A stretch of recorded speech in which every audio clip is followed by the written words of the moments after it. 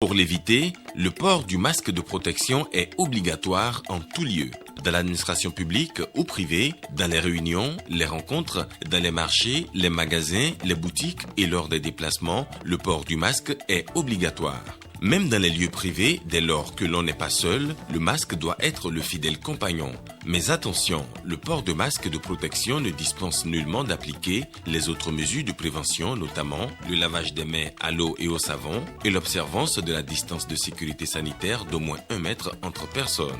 Enfin, s'abstenir de porter des gants en vue du lavage régulier des mains à l'eau et au savon ou de l'application de gel hydroalcoolique. Pour tout savoir sur l'épidémie du coronavirus au Bénin, rendez-vous sur le site web www.gouv.bj/coronavirus. Ceci est un message du gouvernement de la République du Bénin.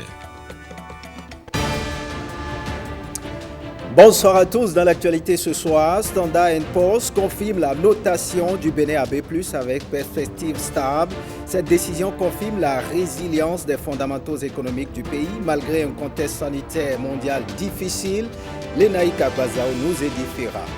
La jeunesse militante de l'Union progressiste est en ordre de bataille dans la perspective des prochaines joutes électorales. Elle plaide pour la continuité en 2021, assure dans ce journal. Ouf de soulagement dans l'approvisionnement en eau potable à Savalou. L'infrastructure qui alimente la zone est entièrement réalisée.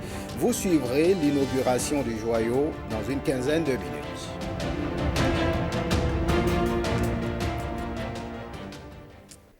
Bienvenue si vous nous rejoignez. Voyons cette bonne nouvelle pour le Bénin. Malgré un contexte sanitaire mondial dévastateur, notre pays maintient sa bonne santé économique. L'Agence internationale de notation Standard & Poor's vient de lui attribuer à nouveau la note B+, avec perspective stable, ce qui n'est pas le fruit du hasard. Les réformes menées par le gouvernement continuent de porter leurs fruits, nous explique ici Lenaïka Bazao. Notation financière. Depuis que les agences de notation ont fait irruption dans l'actualité médiatique, de nombreux États et entreprises mettent en avant leurs notes comme preuve de leur santé financière. Des notes qui peuvent aller du très convoité AAA à la très redoutée D. Alors que le Bénin vient de se voir confirmer sa note B+, par l'agence Standard & Poor's, malgré le contexte délétère engendré par la crise du coronavirus, c'est l'occasion de découvrir ou de redécouvrir ce que signifient les notes attribuées par ces puissantes agences qui, par leur seule action, peuvent conduire des États et des entreprises à la faillite.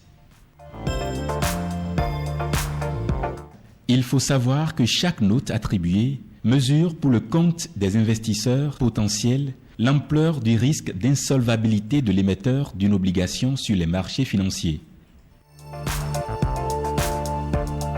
Le fameux AAA signifie qu'il y a très peu de risque de défaut de paiement de la part de l'État ou de l'entreprise attributaire. Cette note n'est acquise que dans le cas d'une capacité exceptionnellement élevée d'un émetteur d'obligations à respecter ses engagements financiers. La notation suivante, AA, correspond à une possibilité de très faible risque de défaut. Elle dénote une capacité très élevée de l'attributaire à respecter lui aussi ses engagements financiers. En dessous du AA, la note A. Elle correspond à une possibilité de risque de crédit plutôt faible. La capacité de l'État ou de l'entreprise à respecter ses engagements est jugée forte, même si elle n'est pas invulnérable. Autre notation, la B. Elle indique que les possibilités de défaut de crédit sont moindres, mais pas inexistantes. La capacité à respecter les engagements financiers est considérée comme satisfaisante. La note suivante, B, laisse entrevoir une vulnérabilité élevée au risque de défaut, notamment en cas d'évolution défavorable des conditions commerciales ou économiques. Cependant, des marges de manœuvre commerciales ou financières existent et permettent de soutenir le service des engagements financiers. La note B, celle que le Bénin vient de se voir confirmer, indique que le risque de défaut est présent, mais aussi qu'une certaine marge de sécurité existe. Les engagements financiers sont tenus, cependant, la capacité durable de paiement est vulnérable à une dégradation de l'environnement commercial ou économique. En l'espèce, l'un des mérites du Bénin est d'avoir su maintenir cette notation malgré deux importants chocs exogènes récents, la fermeture des frontières du Nigeria et la pandémie de Covid-19. 5 autres catégories de notes suivent.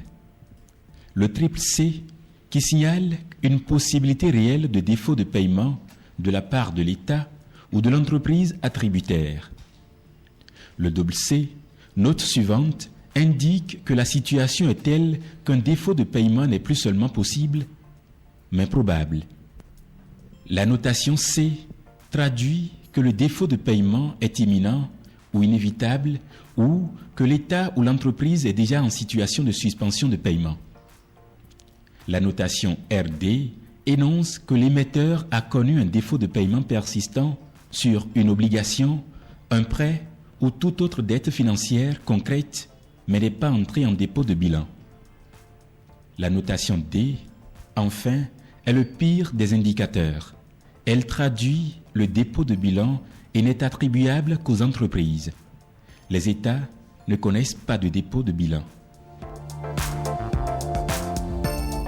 Les notations connaissent de sensibles différences d'une agence à une autre. Les mentions plus et moins qui peuvent les accompagner traduisent des nuances positives ou négatives selon les cas. Enfin, si les agences de notation Fitch, Moody's ou Standard & Poor's sont les plus puissantes et les plus connues, il existe des centaines d'autres agences de notation, dont la chinoise Dagang et la nigériane Egusto & Co. Eh bien, Marcel Arossi qui nous édifiait sur les différentes notes attribuées à chaque pays, notamment les notes A, B+, et D, et c'est leurs implications.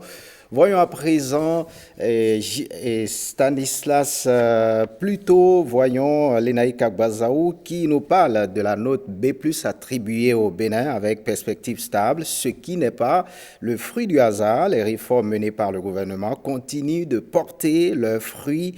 Nous explique ici Lenaï Kagbazaou. Regardez.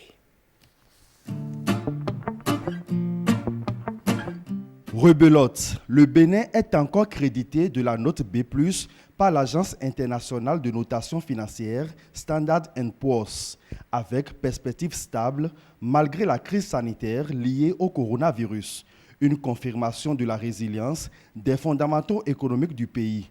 Déjà reconnu par la même agence en juillet 2020. Le maintien de la notation du Bénin est la preuve, si besoin était, de la bonne gestion de la crise de la Covid-19 par les autorités, alors que plusieurs pays africains ont vu leur note dégradée depuis le début de cette pandémie. Les stratégies de riposte intelligente et le cordon sanitaire ont porté leurs fruits. Cette performance est surtout la résultante des pertinentes réformes engagées par le gouvernement de la rupture depuis 2016. Le pays jouit d'une bonne santé financière, avec des agrégats macroéconomiques stables et plusieurs chantiers en cours dans toutes les communes. L'eau, l'énergie électrique et les routes contentent aujourd'hui les populations. Standard & Poor's, tout en confirmant les perspectives positives du pays, avec une croissance réelle du PIB estimée à 6,3% en moyenne sur la période 2021-2023, anticipe une augmentation relativement contenue de la dette publique en 2020 à 43% du PIB, saluant ainsi l'amélioration de la trajectoire budgétaire du Bénin au cours des dernières années. L'agence américaine prévoit aussi une reprise de la consolidation budgétaire dès 2021 et une réduction du niveau d'endettement public dès 2022, tirée par le rebond de la croissance économique et un déficit public contenu. Cerise sur le gâteau, le gouvernement a décidé de ne pas participer à l'initiative de suspension du service de la dette mise en place par le G20. contribuant ainsi à rassurer les investisseurs du Bénin. Le pays de Patrice Talon, qui depuis février 2020 ne fait plus partie des 25 pays les plus pauvres selon le FMI, enchaîne les médailles de reconnaissance pour ses performances économiques, gage de prospérité assurée. Un souhait partagé.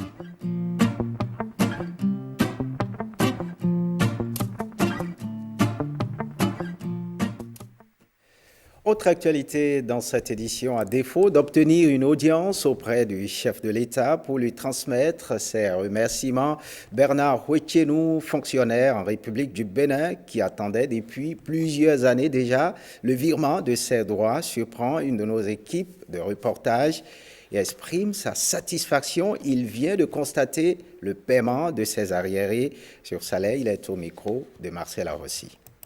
Je voudrais adresser mes sincères remerciements au président de la République, son Excellence Patrice Talon, qui a promis et qui a tenu parole.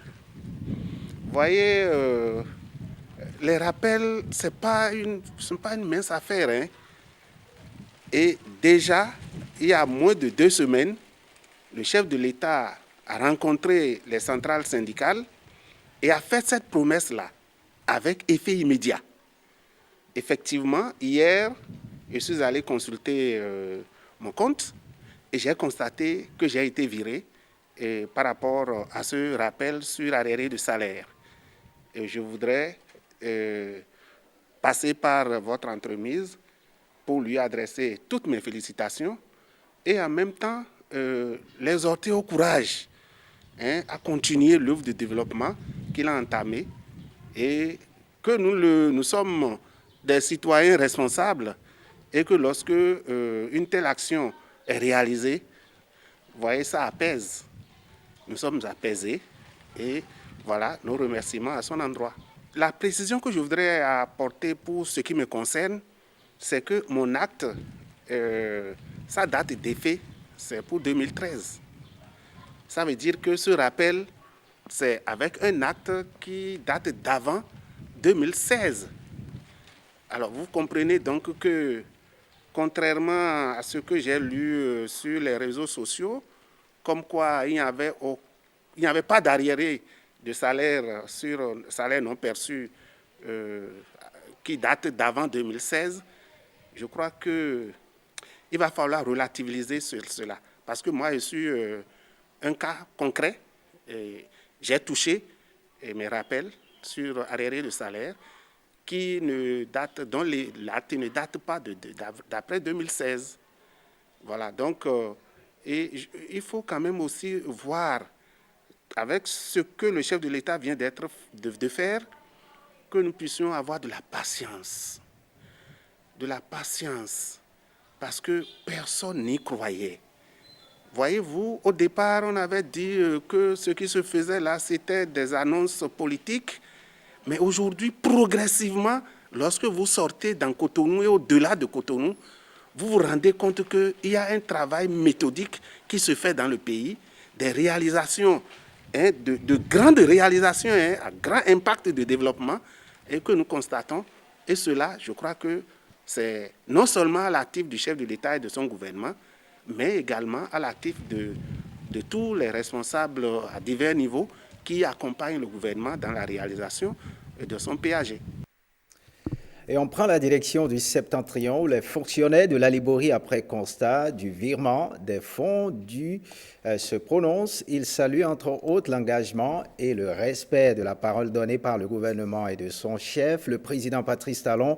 Les citoyens rencontrés à Candy sont au micro de Wincessa Sawan-Aimon et de Aziz Alaoui. Au moment où on ne l'avait pas, on se plaignait. Mais maintenant que c'est arrivé, disons merci. Et de quelle manière c'est encore arrivé? Je crois que c'est arrivé de manière spontanée. Personne n'a eu à courir, à envoyer pas de bœuf, ni de fromage, ni d'œufs à qui que ce soit. On est resté là un bon matin. Votre téléphone clique, vous ouvrez, vous voyez des sommes importantes dedans. Vous dites, mais ça vient d'où tout ça là? Alors c'est votre rappel que vous êtes payé. Donc je crois que c'est une bonne chose. Bon, pour le moment, je n'ai pas consulté mon compte d'abord. Donc d'ici à là, ce qui est sûr, un grand gouvernement comme mon gouvernement ne va pas mentir. Je suis sûr. très sûr. Mais avec ce gouvernement actuel, ce qui est pour toi là, c'est pour toi, ça rentre dans ta poche. Une décision que nous avons que je loue. Je tire vraiment un grand coup de chapeau au président de la République qui a pensé à ses fonctionnaires. Et moi, j'y crois fermement. Pourquoi? Parce que le PR, tout ce qu'il dit, il fait. Il joint toujours l'acte à la parole. Et nous avons pu le remarquer dans nos différents comptes que les virements ont été faits. Donc je tiens à remercier l'équipe gouvernementale pour cet acte qu'ils ont posé. Nous tenons vraiment à les remercier. C'est une chose que nous avons respirée depuis plus de 2 ans. Et je ne vois pas ça sous un autre angle. Comme tout bon père de famille, c'est que ses enfants soient à l'aise et que tout marche bien. C'est vrai, ce n'est pas du tout facile pour que vous puissiez entrer en possession de vos fonds en matière de rappel. Donc il faut d'abord faire des courses, avoir, comme on le dit, quelqu'un au niveau du ministère des Finances ou quelque part quand même dans un ministère pour qu'on puisse vous aider. Surtout nous qui sommes dans le haut nord, comme on le dit souvent. Moi personnellement, je l'ai déjà constaté sur mon salaire et c'est un ouf parce que je sais combien de fois les gens courent par rapport à ça. Donc moi je crois que c'est un soulagement qu'il faut d'abord louer cela. Il ne faudrait pas qu'on puisse voir ça dans le langue politique. Alors que nous avons demandé que le gouvernement puisse se rappeler du social. Je crois qu'à ce niveau-là, c'est du social parce qu'aujourd'hui, moi, en tant qu'agent d'État, où j'attendais peut-être mon salaire simple et que je vois une augmentation par rapport au rappel, ça va me pousser à peut-être aider certains parents. Travailler à obtenir au moins 110% de taux de participation à la présidentielle 2021, c'est le défi que s'est lancé le Front d'Action pour la continuité, un mouvement conduit par Salman Karimou, ministre de l'Enseignement maternel et primaire. Plusieurs adhésions ont été enregistrées avec l'installation des coordinations de l'Atlantique et du littoral. William Aguiar nous fait le point. Lorsque vous promettez, vous le faites. Et moi, je vous fais confiance. 70% de taux de participation, c'est le défi que se lance pour la présidentielle 2021, cette mission de mobilisation, le Front d'Action pour la continuité, un mouvement qui se veut très loin de l'utopie politique. Notre organisation est partie de ce que nous sachons en contact permanent avec les populations convaincues. Nous sommes en mesure de gagner. Gagner qui? Gagner nos frères, gagner nos sœurs, gagner tous ceux qui continuent encore de douter, gagner tous ceux qui continuent encore d'hésiter et leur dire, ceci c'est la voie. Vous avez vu votre pays durant les 20 dernières années. Vous avez vu ce qu'il est devenu aujourd'hui en moins de 5 ans. Même si cela se situe également dans la continuité de l'État. Il y a une amélioration à nul autre pareil. Les départements de l'Atlantique et du littoral reçoivent officiellement leur lettre de mission.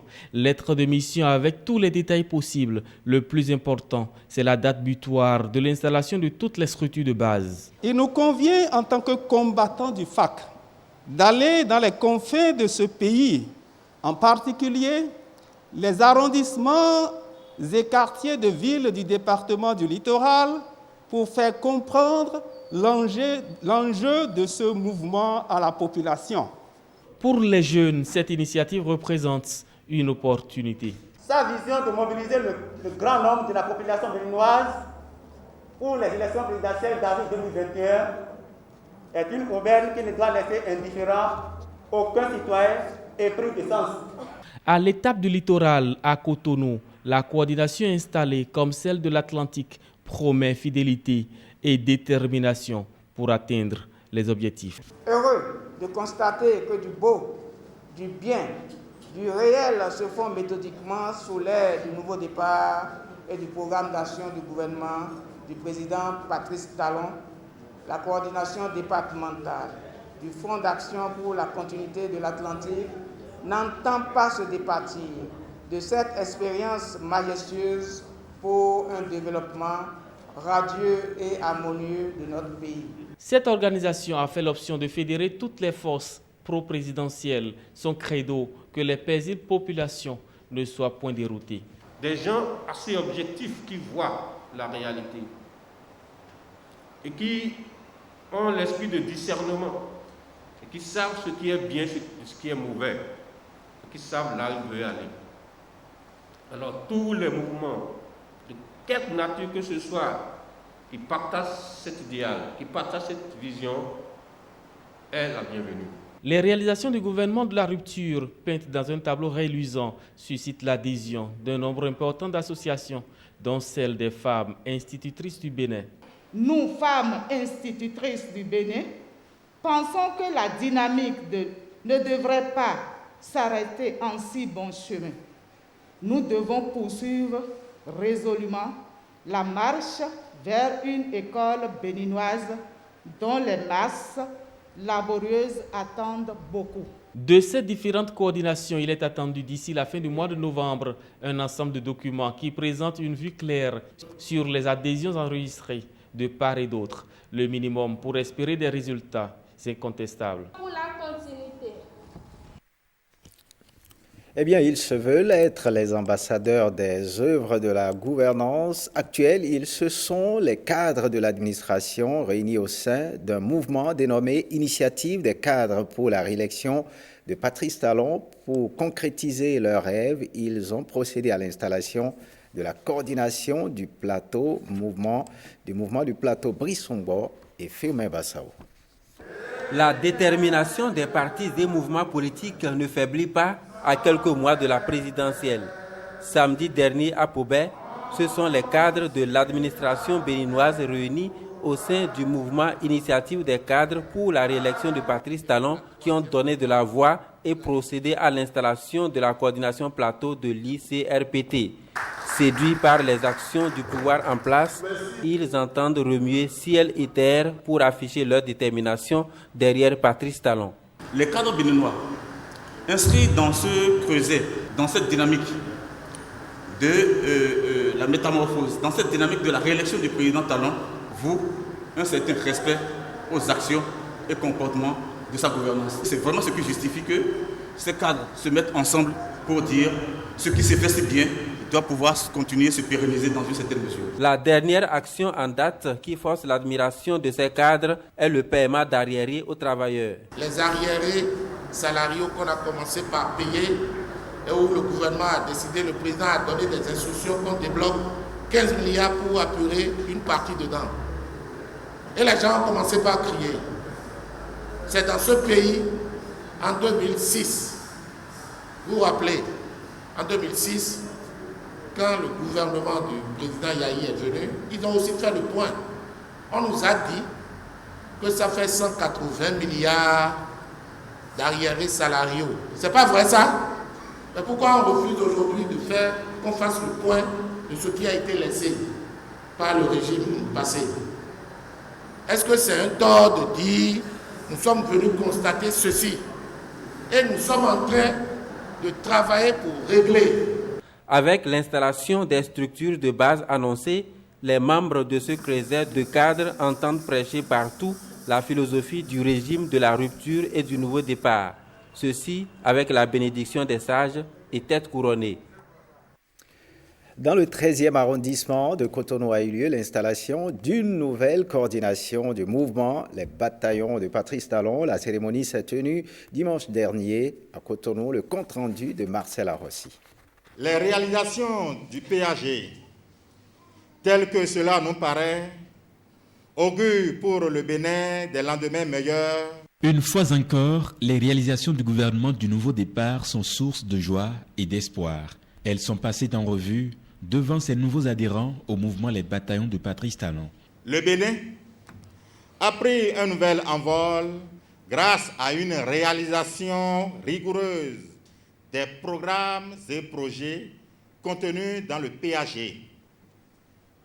Inlassablement, le rouleau compresseur que constituent les bataillons de Patrice Talon continue de répandre l'onde de choc de ce renouveau dans la gestion des affaires de l'État. Il était donc important de vous mettre au pas, car vous le savez comme moi, La bonne information est indispensable pour que le peuple appréhende les efforts fournis par les gouvernants pour que soient satisfaits ses besoins. C'est un exercice qui précède l'installation de la coordination chargée de mobiliser les populations et de conduire les activités du mouvement dans le 13e arrondissement de Cotonou. Nous disons oui parce qu'on a opté pour des réformes structurées visant le bien-être des Béninoises et Béninoises sans distinction de sexe, de race et de religion. Toutes les performances réalisées l'ont été grâce à la rigueur dans la gestion et à une lutte implacable contre la corruption. La continuité de ces actions nous permettra, à l'horizon de quelques années, d'atteindre un développement durable et équilibré. Telle est la conviction du capitaine de la nouvelle équipe qui rejoint les nombreux autres pour la mission de ce mouvement qui a de plus en plus de l'avance. Et puis la jeunesse militante de l'Union progressiste est un ordre de bataille. Réunis en conclave, les jeunes leaders de la 16e circonscription électorale ont passé en revue les enjeux liés à la présidentielle de 2021.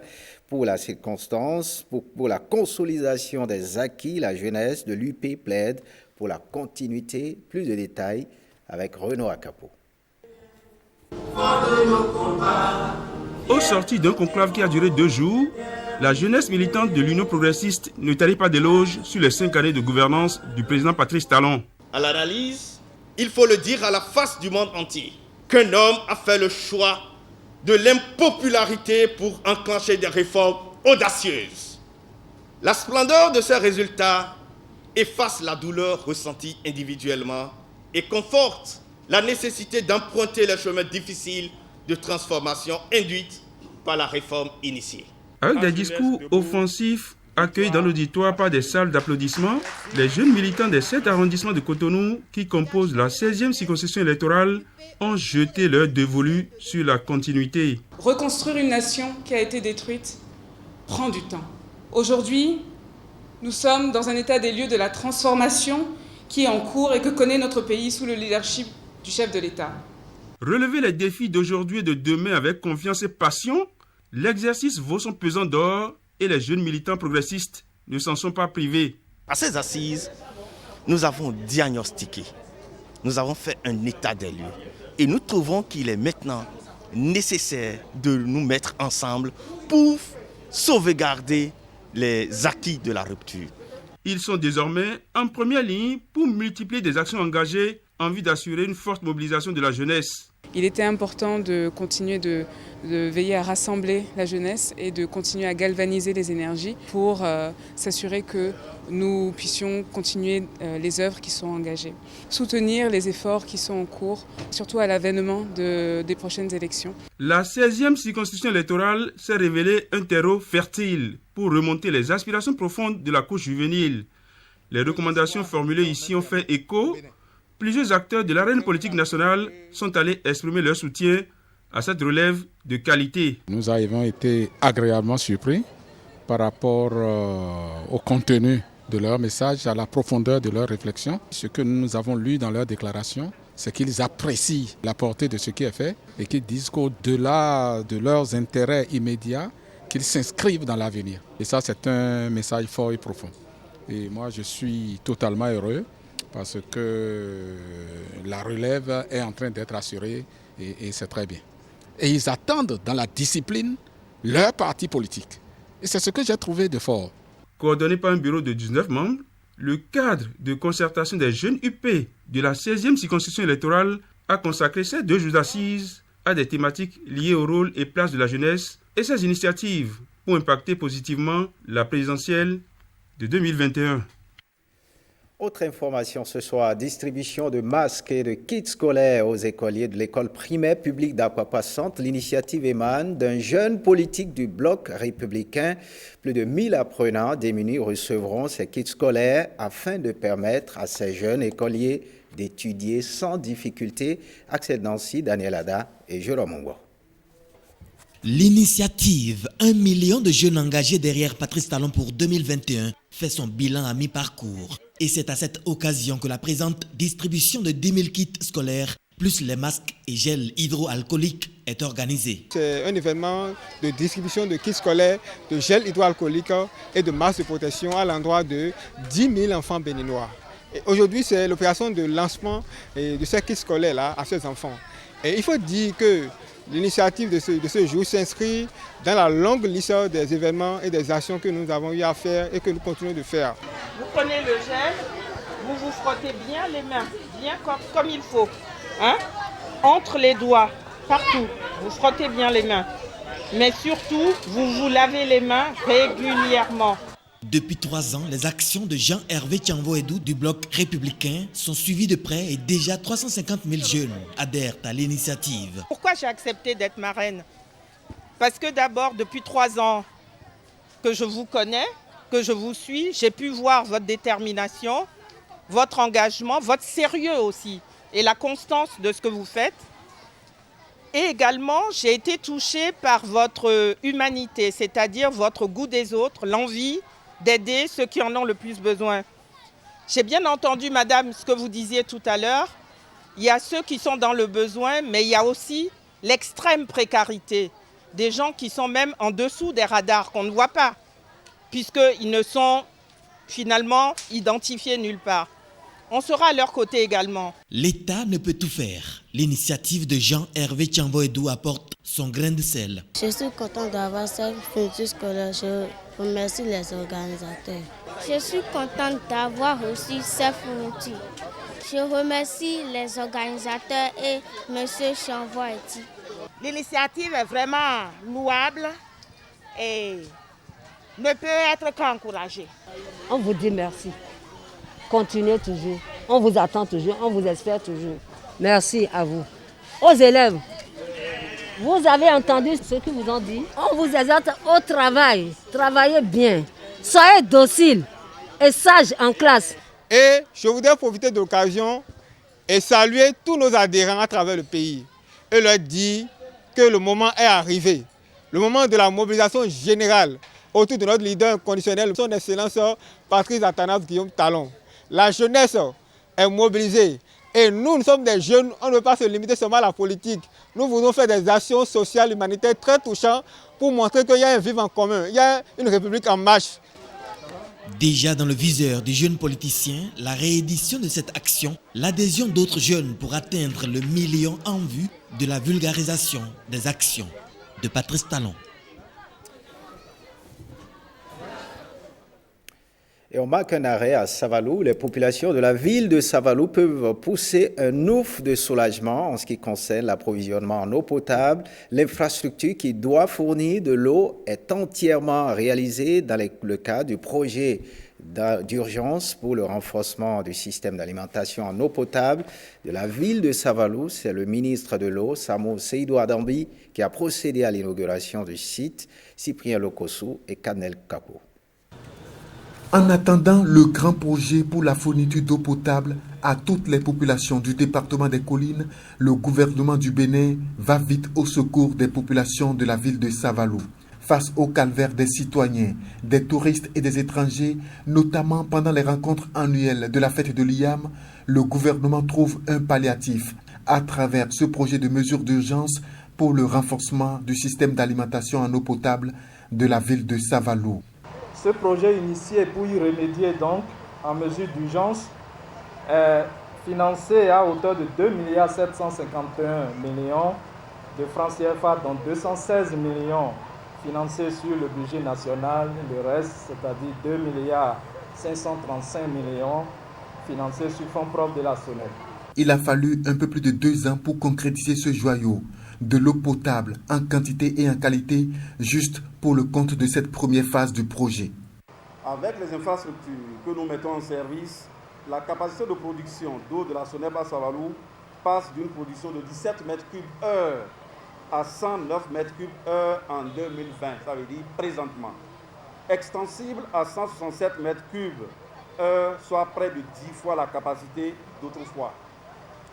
On a besoin de dire donc que dorénavant, la desserte en eau potable à Savalou s'en trouve nettement améliorée et que la SONEB est disposée désormais à vous servir de l'eau potable en quantité et en qualité.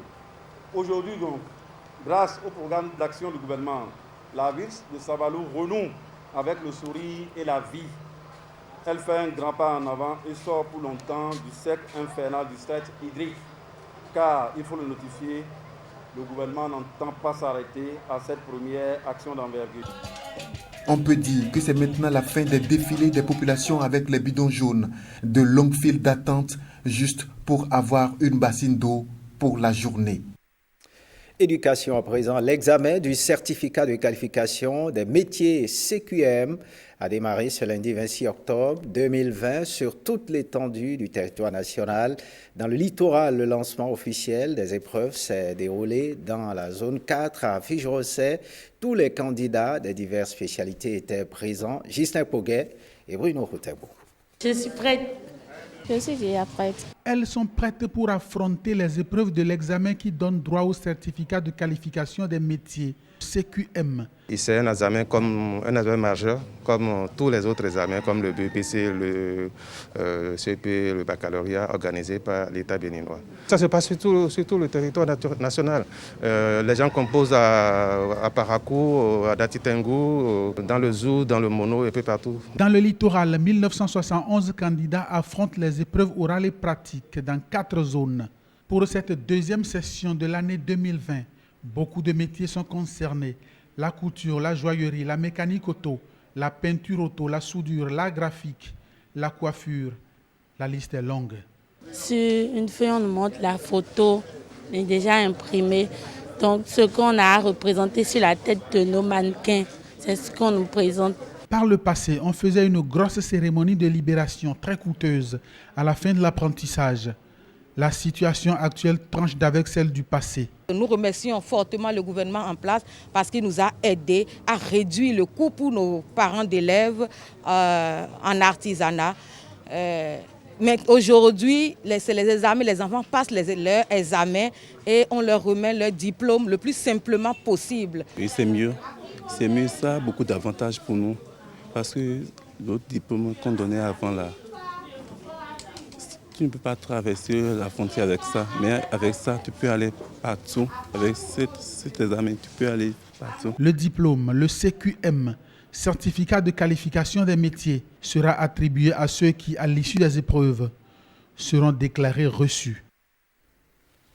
Le 24 octobre 2020, les Nations Unies ont fêté le 75e anniversaire de création. La télévision nationale s'est intéressée à l'institution. Justin Poguet nous en parle. Regardez. Février 1945, la Seconde Guerre mondiale fait rage. Le 4 du même mois, les puissances alliées se réunissent à Yalta, en Crimée. Présent à cette conférence au sommet, le Premier ministre britannique Winston Churchill, le président américain Franklin Roosevelt et le maître incontesté de l'Union soviétique, Joseph Staline. Les 3 grands négocient le sort du Japon et de l'Allemagne et préparent l'après-guerre. Le nazi Hitler ne pouvait éviter la défaite de l'Allemagne. C'est en cette même année, 1945, dans ce contexte, que naît l'Organisation des Nations Unies, sur les cendres de la Société des Nations, jugée inefficace pour n'avoir pas pu empêcher l'éclatement de la Deuxième Guerre mondiale. Les représentants de 50 pays se sont rencontrés à San Francisco pour élaborer la Charte des Nations Unies. La charte signée par les 50 pays le 26 juin 1945 et signée par la Pologne plus tard, n'étant pas représentée à la conférence, entre en vigueur le 24 octobre 1945. L'Organisation des Nations Unies est née. Sur le logo, on voit le monde entouré de rameaux d'olivier, symbole de paix dans le monde. Aujourd'hui, l'organisation compte 193 membres. Dans la charte sont inscrits les objectifs de l'ONU, paix dans le monde, coopération internationale et protection des droits humains. L'actuel secrétaire général est le Portugais António Guterres. L'ONU possède des organes comme l'Assemblée générale, le Conseil de sécurité, le Conseil économique et social, le Conseil de tutelle, la Cour internationale de justice et le secrétariat. Elle possède également des agences, le Fonds des Nations Unies pour la population, le Fonds des Nations Unies pour l'enfance, le Haut Commissariat pour les réfugiés et bien d'autres, présentes dans tous les pays membres. L'ONU peut intervenir après une catastrophe naturelle ou pendant un conflit. Elle fournit eau, nourriture, médicaments. Si une guerre éclate, l'ONU peut envoyer des troupes pacifiques. Ces casques bleus sont mis à disposition par les pays membres. L'ONU se charge aussi de l'éducation et de la culture. Ces dernières années, l'organisation a essuyé des critiques pour sa gestion du génocide des Tutsis au Rwanda et de la guerre en Irak, par exemple. Des voix s'élèvent et de plus en plus fortes pour une réforme en profondeur du Conseil de sécurité et l'élargissement du droit de veto à d'autres pays en dehors de la France, des États-Unis d'Amérique, de la Chine, de la Grande-Bretagne et de la Russie.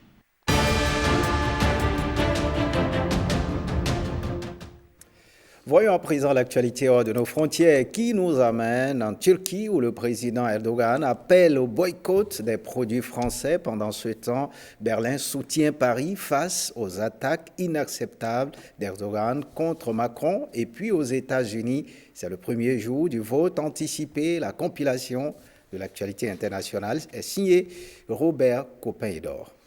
Le président Recep Tayyip Erdogan appelle ses compatriotes à boycotter les produits français, accusant Emmanuel Macron de mener une campagne de haine contre les musulmans.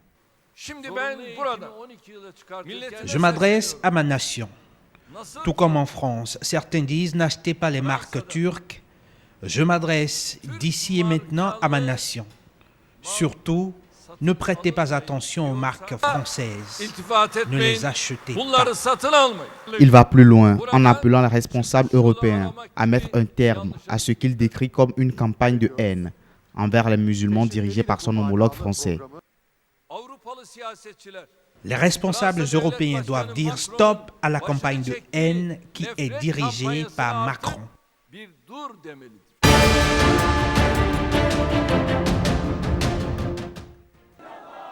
À Bagdad, plusieurs dizaines de personnes manifestent devant l'ambassade de France à l'appel d'une faction radicale pro-Iran pour dénoncer la promesse du président français Emmanuel Macron de défendre les caricatures du prophète Mahomet. Mais la France a le soutien de l'Allemagne et le ministre allemand des Affaires étrangères dit être solidaire avec la France face aux attaques inacceptables du président turc contre le président français. Nous sommes solidaires avec la France, tant en ce qui concerne les attaques personnelles du président Erdogan contre le président Macron, du plus bas niveau et que je trouve inacceptable. Mais surtout, nous sommes solidaires avec la France dans la lutte contre les extrémistes islamiques, surtout après l'acte de terrorisme abominable qui a eu lieu la semaine dernière.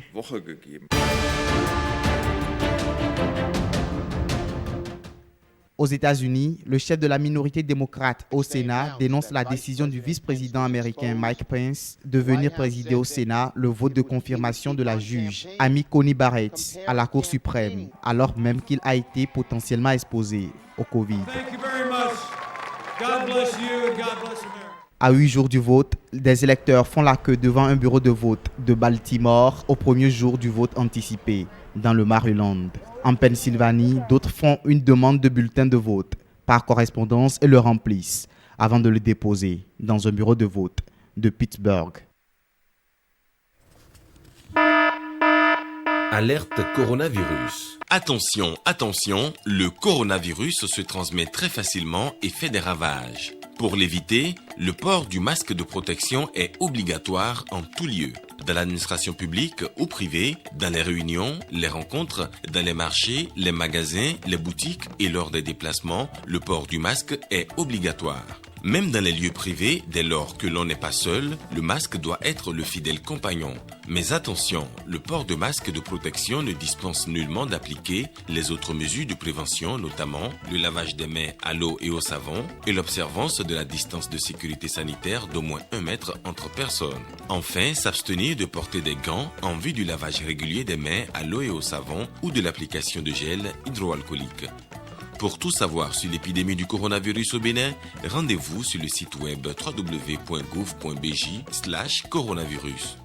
Ceci est un message du gouvernement de la République du Bénin.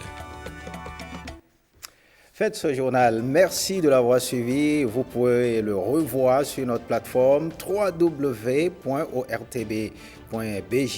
Estelle Pazou reprend ce fauteuil à 23h30 pour l'édition de nuit. Bonne suite des programmes sur l'ORTB.